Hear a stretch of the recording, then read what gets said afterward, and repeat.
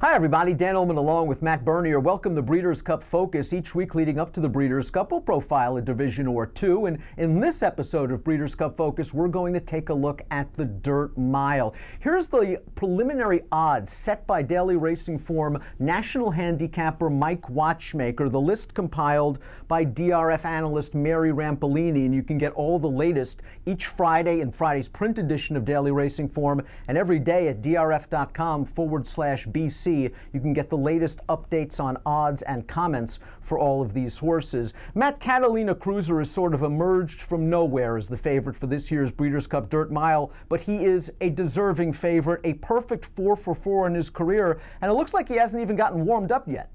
No, that's kind of the scary thing when you talk about a horse like this. He's never really been tested, and I understand you can get a little bit over the top and a little bit carried away talking and using hyperbole about a horse like this, but these are the ones that still get you excited. A year where you had Justify win the Triple Crown, and we've seen great 3-year-old fillies, and we've seen all sorts of good racing.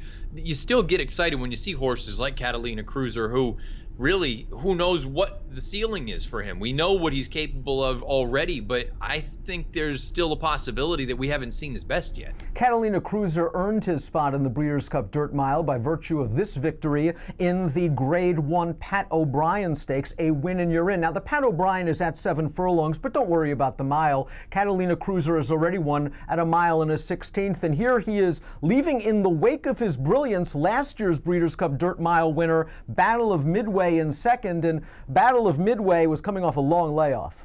Yeah, and I guess that's the thing, that you need to take that race right there, I think, with a bit of a grain of salt, because you got Battle of Midway making his first start in what seems like forever, and really, outside of those two, there was nobody else in the field. We had a ton of defections and scratches, so you didn't really learn anything about him as far as battle tested is concerned in that race, and unfortunately, you didn't learn a heck of a lot about him in the San Diego. So that's really the only concern for a horse like Catalina Cruiser. If you choose to be against him, I think the only way that you can look at him and say, I don't like him, is because he may or may not be battle tested. And what's going to happen when one of those horses that he just completely blows the doors off? What happens when these horses in the Dirt Mile, they don't go away? I want to know what's going to happen then. And he's going to have to ship for the first time. The Breeders' Cup, of course, at Churchill Downs. This horse based in Southern California, all 4 races in Southern California. City of Light really started off this year with a bang, and it kind of had a feeling that was going to happen after he won the Malibu last year as a 3-year-old. He won the Triple Bend sprinting. He won the Oaklawn Handicap going 2 turns. Then they tried the Gold Cup at Santa Anita at a 1.25 miles, just a little bit too far.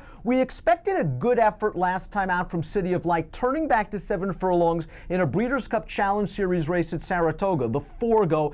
And you and I were a little bit disappointed. We turn into the stretch, and City of Light's the number 8 on the outside, and coming up the rail with a perfect trip is Whitmore, who's also on this list, although Whitmore seems more like a sprinter than a true miler. Yeah, he certainly does. And as far as City of Light is concerned, I have to be honest, I don't think this was a poor effort, but you see how late he is to change leads, and that is not City of Light. City of Light's usually a very professional horse, and keep in mind, this was his first start off of a long layoff, and they were initially going to go to the Whitney with him, and they had to reroute to the Forgo because of a foot problem. When I hear foot problem and then I see that, something that he had never done in the past, he can certainly win a race like the Breeders' Cup Dirt Mile. There's no denying his talent. He's beaten Accelerate going 2 turns in the past. There's just a part of me that looks at it and says, boy, if that's the City of Light that shows up in the Dirt Mile, I'm not sure he's good enough. 5 consecutive triple-digit Beyer speed figures, however, for the lightly raced City of Light, who might have needed that race. You mentioned that was Plan B, the Forgo, and now we'll come into the Breeders' Cup Dirt Mile off of a prep in that sprint race. Whitmore did get the perfect trip to win the Forgo, saving ground, shooting up the rail, while City of Light lost ground. He'll start next in the Phoenix Stakes at Keeneland. He loves Keeneland. He likes Churchill Downs. He likes sprinting. He's 12-1 on Watchmaker's morning line, but again, I think the sprint seems like more of a reliable option. To me, severe underlay, if they go in the Dirt Mile at 12-1, I would want considerably more than that, and I feel like I agree with you. He's probably better suited going a shorter distance. I think if they had a 7/8 race, it would be fine for him, but unfortunately they don't.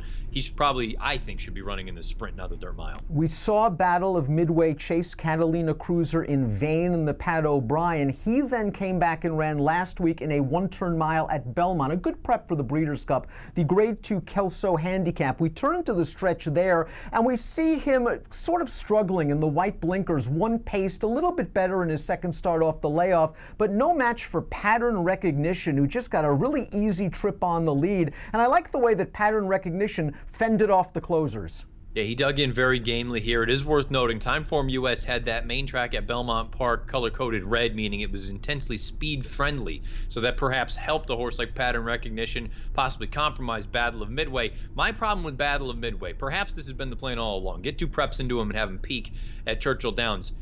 Outside of last year's Breeders' Cup Dirt Mile, I don't know where the race on his page is that makes him a legitimate Dirt Mile threat this year anyway. He's only registered 2 triple-digit buyers in his career, only one of them over 101 that was in last year's Dirt Mile when he was on the best part of the racetrack. And I'm also not totally convinced that the one-turn configuration is best for him. You get him to a mile and a 16th at 2 turns, I think that he might be a little bit better at that. To me, he'd be a fade in this spot.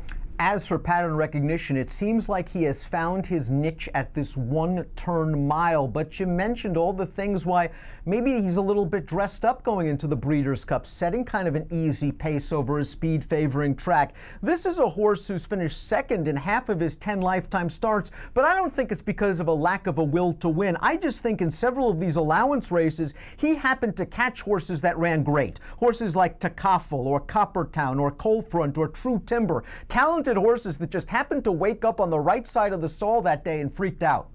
Yeah, I agree with you. This Pattern Recognition looks like he's a runner. There's a part of me that wonders, has he shown and proven enough that the Breeders' Cup is a logical sort of stepping stone at this point, or is he better suited to be sort of put away for a little while and bring him back in a race like the Cigar Mile to round out the year at Nairo with the Grade 1? There's just a part of me that does wonder, does he necessarily class up at this point anyway to these likes? Second choice on the Watchmaker morning line, Mind Your Biscuits, runs this Saturday in the Lucas Classic at Churchill Downs, going 1 1/8. Something tells me if he runs well, very well in that race, trainer Chad Summers will go to the Breeders' Cup Classic. We know he can sprint. We know a mile is within his scope. He still has to prove distance. So the Dirt Mile, one of 3 Breeders' Cup races for Mind Your Biscuits. But as for right now, Catalina Cruiser, the 2-to-1 preliminary favorite from Daily Racing Form National Handicapper Mike Watchmaker. Head on over to drf.com/BC for the latest news and notes from every division